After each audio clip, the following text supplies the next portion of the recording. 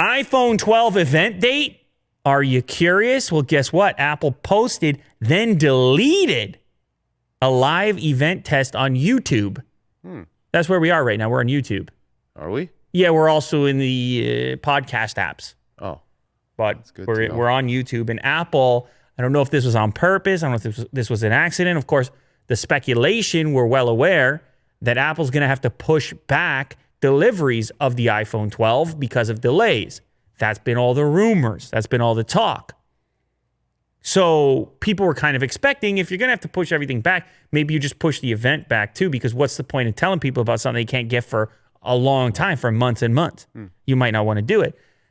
That said, Apple typically runs an event at the beginning of September, and they may want to do it anyways. They may have enough to talk about and feel strongly enough to put it out in the world and then wait. It's quite possible. Now, this little snafu, which it must be because it was deleted, seems to indicate that Apple had at least, well, they ran a test.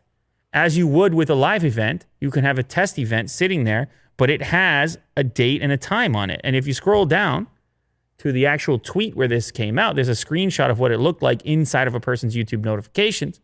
You can see, I guess that's French that we're looking at, the language, but you can see 10/9/2020, 10:15.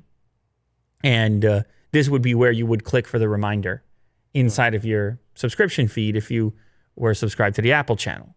You would click on there for your reminder. So September 10th is the date that was out there. Now, they went and deleted that event, the test event or the placeholder event. So I'm going to go over some important notes about this story. Last year's iPhone 11 event date was September 10th. So is it possible the person in charge of this channel page just rolled with the exact same date for the purpose of testing, for the purpose of a placeholder, even though an event was actually going to happen a month later, maybe in October, let's say?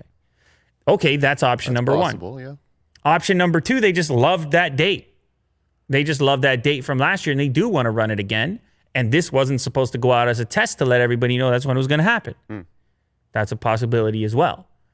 What seems to be fairly certain, though, is that no matter what happens and when they choose to do this event, there's going to be a bit of a wait for the actual phones. Strategically, it's kind of interesting to consider the better or worse approach. Do you want to know about the thing as soon as possible and then wait to get it delivered?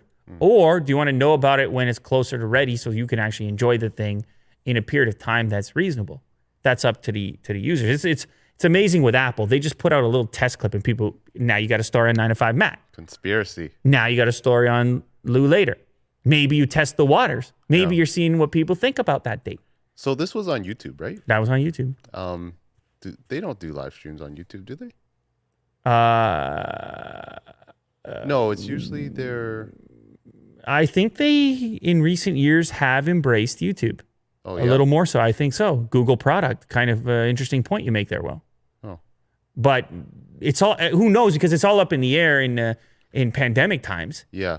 You may change your approach. They got a new marketing guy.